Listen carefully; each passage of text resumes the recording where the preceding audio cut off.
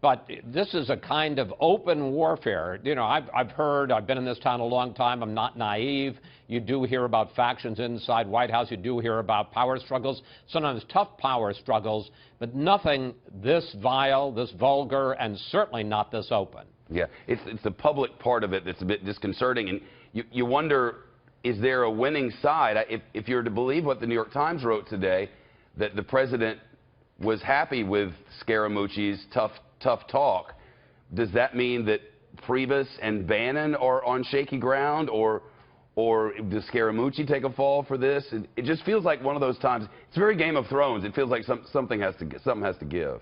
Well, yes, but not necessarily. I mean, look, a week ago we could have been talking about Jeff Sessions, and you couldn't possibly imagine that Jeff Sessions a week later would still be the Attorney General after the public lashing that the president was delivering to him. And guess what? Here we are a week later. Jeff Sessions is still the chief law enforcement officer of the country.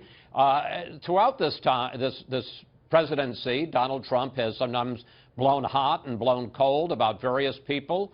Priebus has been up, he's been down. Bannon was very up. Then he had that fatal mistake where he was on the cover of Time magazine. You don't want to steal the spotlight from the boss.